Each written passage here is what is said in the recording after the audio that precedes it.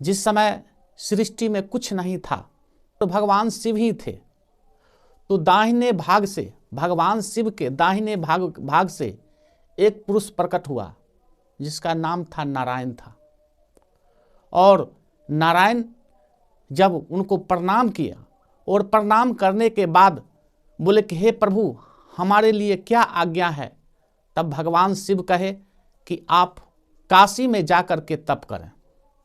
तो उन्होंने 10,500 वर्ष तक काशी में जाकर के जब तप किए कि तप के प्रभाव से उनके पूरे शरीर से, पूरे रोम से जल ही जल निकलना शुरू हो गया और संसार जो है से जलमग्न हो गया।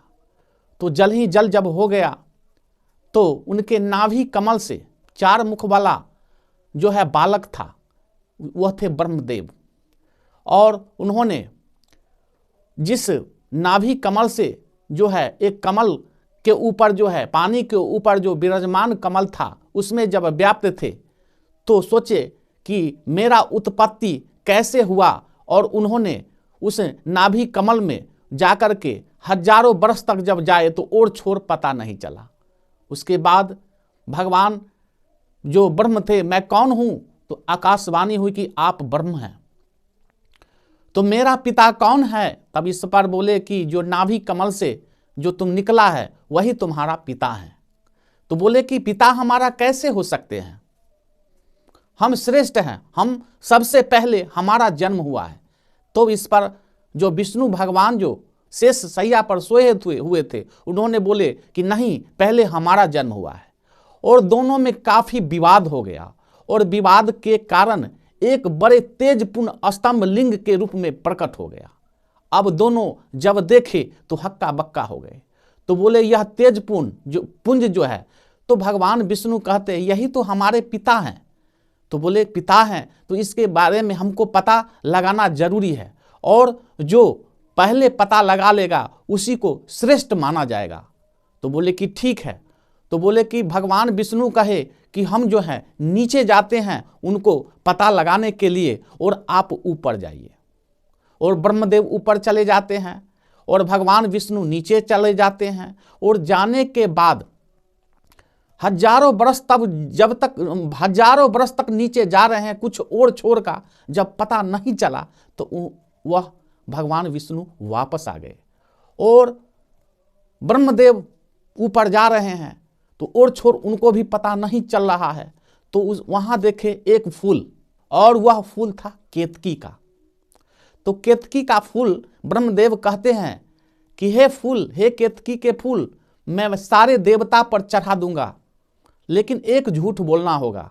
तो बोले प्रभु क्या आज्ञा है। मैं इसके लिए सहस्र जो है सो मैं स्वीकार करता हूं, मैं झूठ आपके लिए बोलूंगा, लेकिन सभी देवता पर मेरा जो है फूल चढ़े।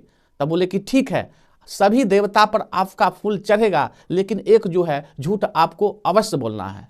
और कहाँ, तो भगवान विष्णु जो हैं सो हम लोग को प्रतीक्षा में है, वहां जाने के बाद आपको झूठ बोलना है। उसके बाद फिर थोड़ा सा आगे बढ़ते हैं तो एक गौ माता थी और गौ माता बोली कि हे गौ माता, आपको भी झूठ बोलना है।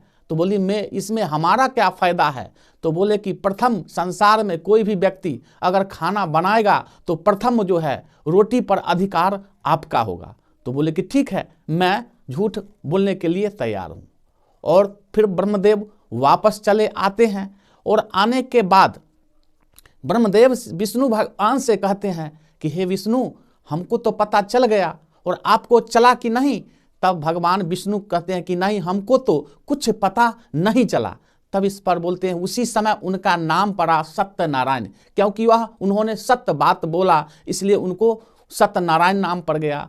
और भगवान ब्रह्मदेव कहते हैं कि हमको तो पता चल गया, अगर आपको विश्वास नहीं है तो केतकी के फूल से आप पूछ सकते हैं। तो केतकी का फूल कहता है कि हाँ, ब्रह्मदेव को पता जो है सो चल गया है। इस पर आकाशवाणी हुई कि हे ब्रह्मदेव, आप देव होकर के और झूठ बोल रहे हैं और फूल भी झूठ बोल रहा है। आप जो है जो झूठ नहीं बोले तो अच्छा होगा, क्योंकि आप हमारे सामने में झूठ बोल रहे हैं। यह आकाशवाणी हुई।